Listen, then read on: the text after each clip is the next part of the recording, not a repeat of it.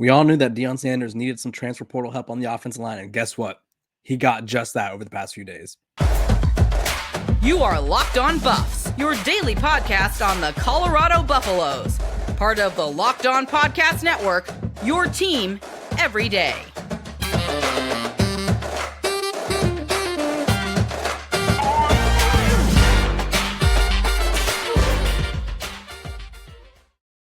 Welcome to Locked On Buffs. I am your host, Kevin Boulder. Today's episode is brought to you by PrizePicks. Go to prizepicks.com/LockedOnCollege and use code LockedOnCollege for a first deposit match up to $100. It's daily fantasy sports made easy. We are also brought to you by the Locked On Podcast Network. It's your team every day for free and available wherever you get your podcast. So thanks for tuning in. Coach Prime, we all knew the transfer portal was an issue. I talked about it for the past few weeks now. I said they realistically needed to get 5 to 7 new offensive linemen to replace who I thought was going to be on the team this past year. So Van Wells, I thought he could have stayed. He ended up transferring to Oregon State, and then they lost their left tackle, who was one of the worst offensive linemen in the country, according to PFF. And they replaced those two, and they're building. And they did it in like the span of I think it was all in one day or like a day and a half. They landed 4 offensive linemen, 5 additions from the transfer portal, or 5 additions total, but they went like this. So they landed UTEP offensive lineman Justin Mayers, who was the top. He's the highest ranked one. He's one of the top 100 players in the transfer portal. Tyler Johnson from Houston, Yakiri Walker from UConn, and Khalil Benson from Indiana. And so I told you guys on last week's episode, a few of those guys were coming to town. Those visits went quite well. Let me give you the breakdown of their sizes. Mayers, 6'3", 309 pounds. He had 17 offers in the portal. Boston College, Louisville, Houston, Maryland, Texas Tech, Vanderbilt, Virginia Tech, Temple. Everybody was coming after him. He has a total of 1,700 offensive snaps at the collegiate level. He had a 77.9 as a starter in 12 games grade, according to PFF. This past year, he played a left guard. He is a big fella. He's going to come in, probably start right away. So he's kind of the headliner. He's ranked the highest. But all these guys are fairly accomplished or fairly experienced. Yakiri Walker from UConn started all 12 games. He's listed at 6'3", 267. There's been some discrepancy about his weight and size, but either way, huge. And let me just tell you what their grades are. Not their academic grades. I'm sure they're doing all fine in that. But I did a recapping article talking about each one of how they did this past season. So, and this is also, let me just circle back real quick. They land a 5-star offensive lineman, Jordan Seaton, top offensive lineman in the country. Then they go out and get 4 more linemen. Plus, they have Tyler Johnson, who didn't get to play this past season because of obviously the issues that the NCAA has kind of given us. Not Tyler Johnson, excuse me. Their offensive lineman, who was deemed ineligible, and it was ridiculous just because obviously, the NCAA kind of picks and chooses with who goes where and who does what in terms of eligibility stuff. And for them to not give him eligibility right away was ridiculous. Tyler Brown, sorry, his name was slipping my mind. Too many Tylers now. But regardless, I did a little breakdown of how they did last season, the new offensive lineman. So I expect Tyler Brown to be a starter. He wasn't able to play this past season. Jordan Seaton, I think he could start. Don't know if he'll start right away. But either way, they have now 5 quality linemen, 6 quality linemen, we would think. So starts off with 5-star offensive tackle Jordan Seaton. And then you go and get 4 guys that combine for 76 career starts at the FBS level. And it went well. Yakiri Walker, listed by UConn at 6'2", 272. Again, his weight is all over the place. Started 12 games this past season. He had a 65.5 grade according to PFF, which was the lowest of that offense line at UConn, but he did just give up 1 sack. So that's pretty solid. He landed former 4-star recruit out of Texas, named Tyler Johnson. He started his career at Texas, transferred to Houston, where he was a 2-time all-conference guy. Started 12 games at left guard. His grade was a 65.7, but he did have a pass blocking grade of 80 overall, 80.0. And that's kind of where Colorado was hurting the most. They couldn't protect Shedeur Sanders. Then he went out and landed Khalil Benson from Indiana, started all 12 games, who allowed just 1 sack in this season in general. And then UTEP Justin Mayers, according to PFF, allowed just 2 sacks in the last 2 seasons combined.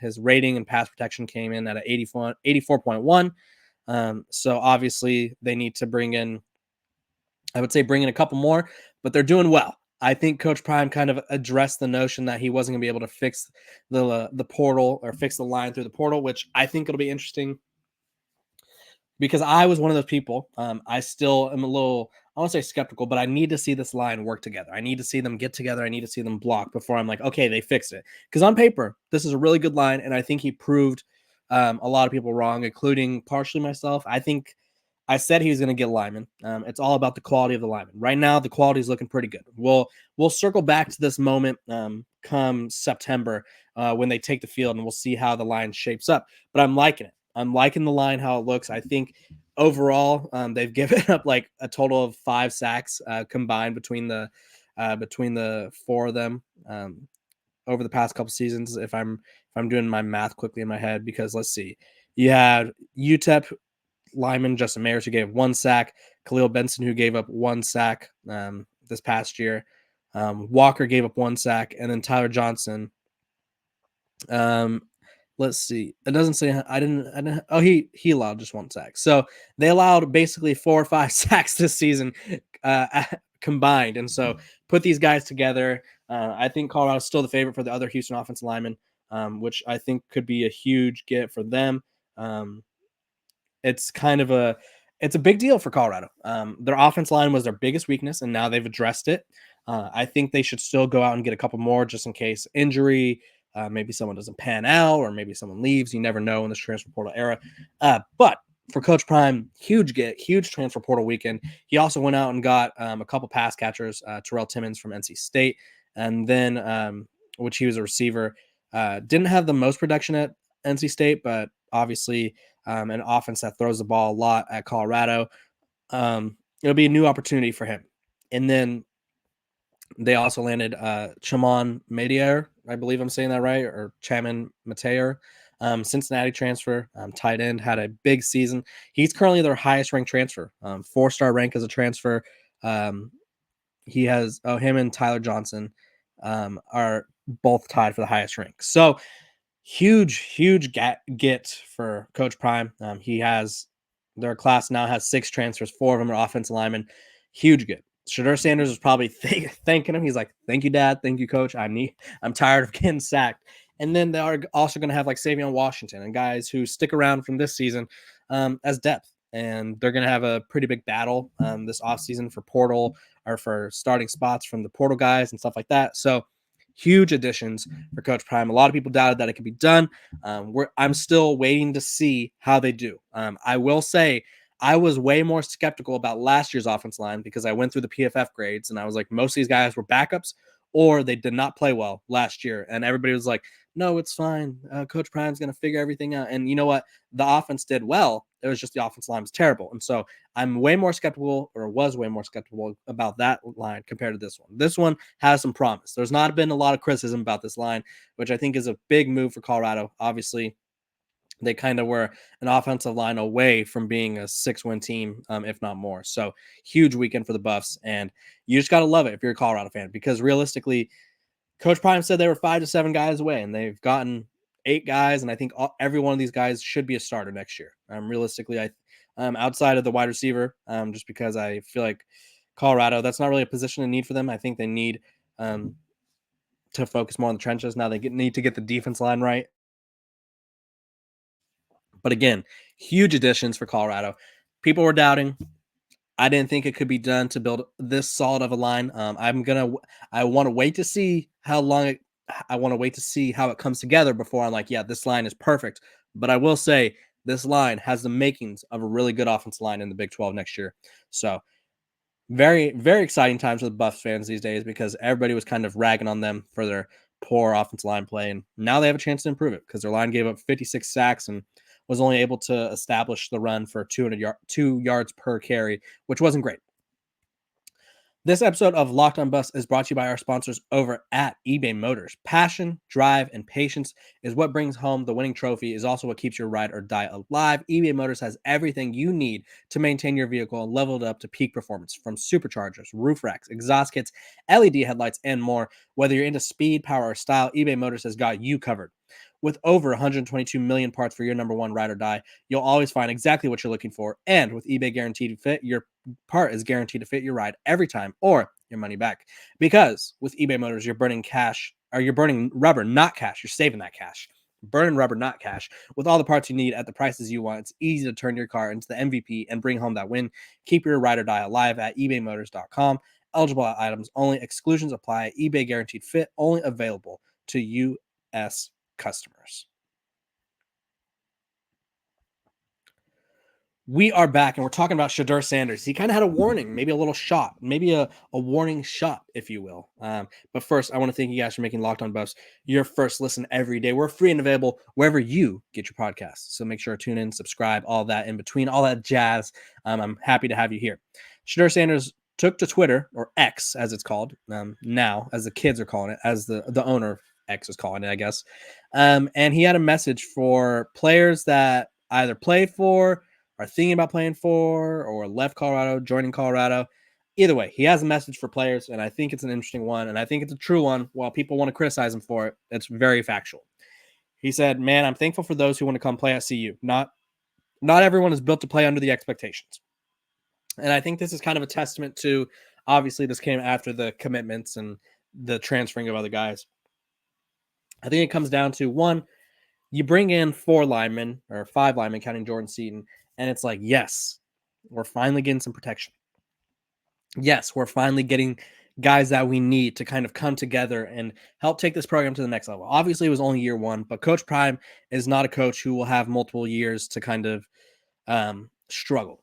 He's going to face criticism more than anybody else, and he really doesn't have room for another down year. I think next year, the expectations for him, like he said, are the playoff, but the realistic expectations, I think, for just what their baseline should be is a bowl game. I think they should easily get 6 wins, and I think if everything goes right, they should be competing in the Big 12. That's if everything goes right. So their offense line is good, their defense line is improving. Obviously, we'll have to wait and see, and we'll get to that as time comes on. But Colorado is not the place to struggle. As we saw this past year, it was the highest of highs when they were 3-0. Fox Big Noon Kickoff was at their, I think, 4 of their first 5 games or something like that. College Game Day was at a game, and everybody was riding high on the Buffs when they were 3-0. And then they lose to Oregon, and the video of Shedeur Sanders and the rest of the Buffs kind of talking that smack before the game comes out. And they basically became the biggest villains in college football, if they weren't already. I think a lot of people wanted to see them fail, but them being cocky and then getting blown out did not help their case by any means. And so I think Shedeur is kind of hinting at the fact that if you come to Colorado, you're coming to play for a team that, even if there's like, you're coming to play for a team that's going to have, I won't say Alabama-like expectations, because nobody's expecting them to be Alabama, but they're going to be held to higher standards than what they should be. This program is basically going to be in year 2 of a rebuild. There's going to be a lot of new faces stepping into big roles, but people want to see them succeed, and they want to see them fail just as much, because they want to see this Colorado team get tested. They want to see them get punched in the mouth. And so Shedeur Sanders, I think he's making guys aware of, like, you come here, everyone's going to be ready to hate on you. You come here, people are going to be asking about you and how poorly you're playing, and they're going to be asking Deion Sanders, who's the head coach, who's going to be honest. And so I don't think it's for the faint of heart to play at Colorado.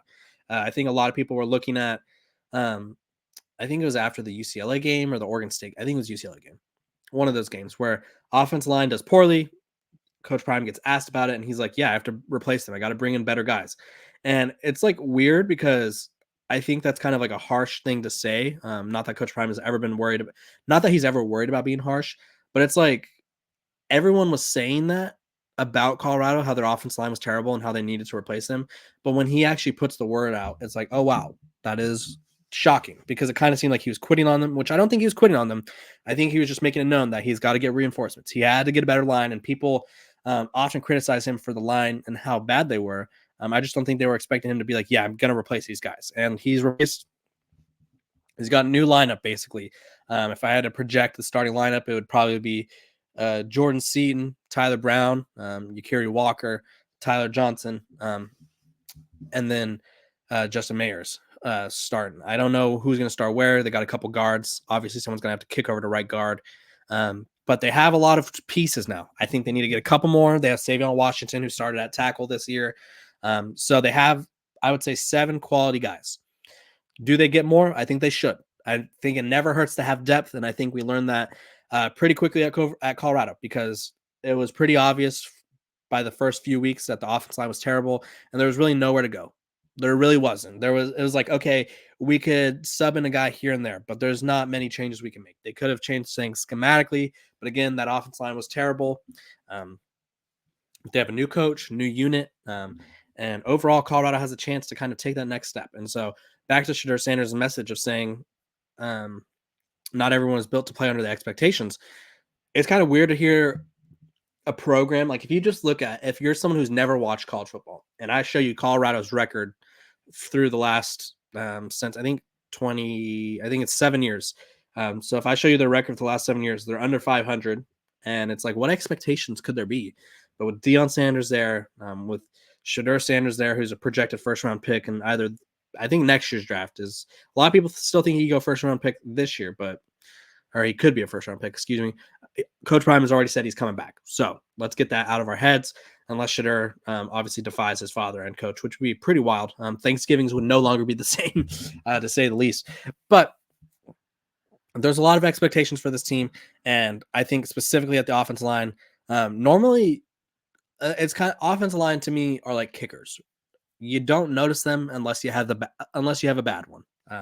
People don't really tune into football games to watch an offensive line, but when you watch Colorado games, it was quite clear how poor the offensive line played week in and week out. So if you're Colorado, if you're Shedeur Sanders, if you're Deion Sanders, if you're anyone that's transferring in, you have to know that this team's going to be scrutinized. When you're successful, you're going to get a lot of attention, a lot of positive vibes, and a lot of positive attention, which is great. But when you're not, buckle up. It's going to be tough. So Shedeur Sanders is making everybody well aware of the pressure that comes with playing for his dad, playing at Colorado these days. I think it's a really cool kind of sentiment, because I think a lot of people, while people don't want to acknowledge that they're kind of taking shots at Colorado and they want to see them fail, they do. It's a whole thing. It's a whole epidemic. There's fans of college football, there's fans of Colorado, there's fans of Deion Sanders, and then there's people who just want to see Deion Sanders fail. And there's a lot of category fillers out there. This episode of Locked on Buffs is also brought to you by our sponsors over at PrizePicks. PrizePicks is the most fun I've had, winning up to 25 times my money this football season, and now I can play during basketball season too. You just select 2 or more players, pick more or less on the projected stats, and place your entry. With the basketball season here, you can now pick combo projections across football and basketball with specials leagues, a league created specifically for combo projections that includes 2 or more players from different sports or leagues. For example, you go LeBron James, in-season tournament winner of the NBA, and Travis Kelce, Taylor Swift's boyfriend, at 10.5 combo of 3-pointers made and receptions.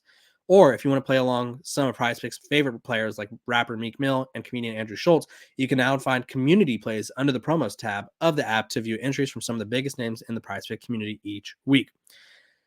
Things that I would be selecting on PrizePicks this week: you go Steph Curry for more than 29 points, Nikola Jokic for more than 10 rebounds, Anthony Davis for more than 2 points. He's kind of hitting a hot streak right now. He had 40 points in the championship game of the in-season tournament. PrizePicks even offers a reboot policy, so your entry stays in play even if one of your players gets injured. For football and basketball games, if you have a player who exits the game in the first half and does not return in the second, that player is rebooted. PrizePicks is the only daily fantasy sports platform with an injury insurance policy. PrizePicks is daily fantasy sports made easy. And if you want to get in on the fun, go to prizepicks.com/lockedoncollege and use code lockedoncollege for a first deposit match up to $100. Again, go to prizepicks.com/lockedoncollege and use code lockedoncollege for a first deposit match up to $100. It is daily fantasy sports made easy. Welcome back. It is Locked on Buffs. I am Kevin Bohr. Thank you guys for making me your first listen every day. We're free and available wherever you get your podcast. So make sure to like, subscribe, tune in, all those things. Colorado recruiting is seeing quite the boost. They jumped all the way up from, where were they? Like 62 to 55. And then they landed Draylon Miller, the 4-star wide receiver out of Texas. And Coach Prime has hit on all the states that he wanted to hit. This is the recruiting class as it stands. They have 10 commits from the high school ranks, which isn't the best in terms of young guys that you want to develop, but obviously he's putting an emphasis on the portal, and there's still some guys out there that he's going to flip. We know that, but the breakdown goes as follows: 5 guys from Georgia, 3 from Florida, 1 from Michigan, 1 from Texas. So outside of Michigan, which I don't think he really talked about, he's hitting Georgia, Texas, Florida, the 3 main states outside of California, where it's like if you build your team solely out of those guys, you're probably going to do quite well. But yeah, they landed Draylon Miller in the midst of all the offensive linemen, which was a cool moment. Ranks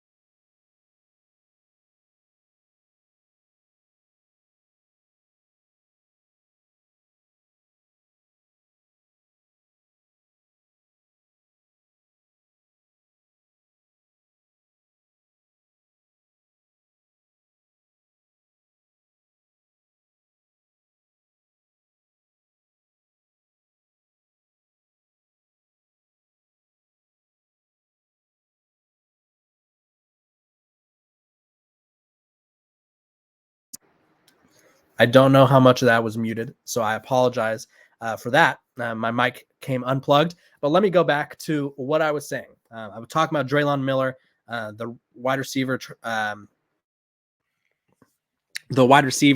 that they added when they were getting all the linemen. He's a 4-star, 67th player in the country. Again, I apologize for the technical difficulties.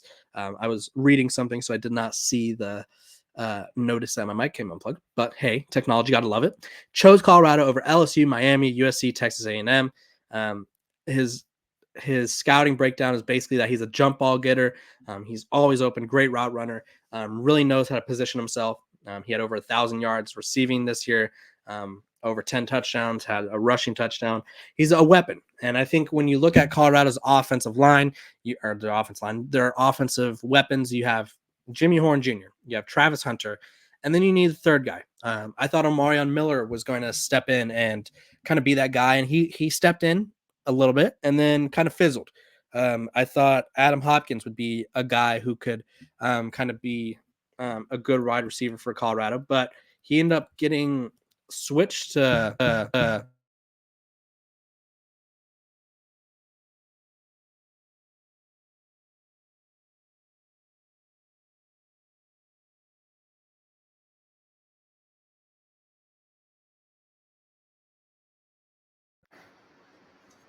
again. It came unplugged. I don't know what this mic is doing me dirty, but you got Draylon Miller. You had Adam Hopkins, who was a 4-star wide receiver, turned corner. You had Omarion Miller, who I was expecting a lot of things from, that didn't really continue to hit his stride. I thought he was going to blow up the rest of the season, and he didn't. So you have Jimmy Horn, Travis Hunter, and I feel like you have a third spot open. Maybe it's Tavares Dawson. Maybe it's someone else. Maybe it's the NC State transfer that they just landed. But either way, they have weapons. They have Zycarl Lewis, who's also an interesting piece from Florida, speedster. So Colorado has a lot of weapons to choose from. I think Draylon Miller is someone who stands out as a possible great option for the Buffs. You have to love what Deion Sanders is doing in recruiting. You have to love what he's doing in the transfer portal. So in terms of rankings, because their class has seen quite the lift, they went from around the 50s and 60s to 27th in the country. They have 16 commits, counting, and this is overall, obviously. You got to count their they got 10 high school commits and 6 transfers. So they have a very solid class right now. They are currently ranked 27th. Their average rating is a 90.25, which if you go through the recruiting, that's better than all the teams ahead of them. So that could bump them up to 20. And then even in the top 15, it's better than Michigan. It's better than Clemson. It's better than it's nearly better than LSU.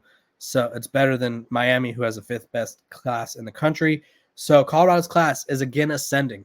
Clearly, Coach Prime's recruiting method and transfer portal method, the transfer portal method is it's open when it's open. But his recruiting method, he likes to come in late. He likes to kind of shock everybody and just have all these announcements in at once. And so Colorado is trending in the right direction. You have to love it if you're a Colorado fan. They got Linemen. They're getting skill position guys. They got a good tight end.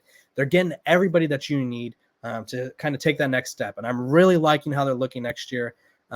Just even with these additions so far, I know they're going to make some more. It's going to be an interesting season to say the least, because obviously the Big 12 is up for grabs. I think Utah with Cam Rising is going to be in the mix, but other than that, who knows what's going to go down. So I appreciate you guys for tuning in to Locked On Buffs and making me your first listen every day. We are free and available wherever you get your podcasts. We are so close to 4,000 subscribers, just a few more away. Make sure to like, subscribe, and follow. I hope you guys have a great start to your week, and I will see you guys tomorrow. We're here every single day. Make us your first listen. I appreciate you guys. Have a great one.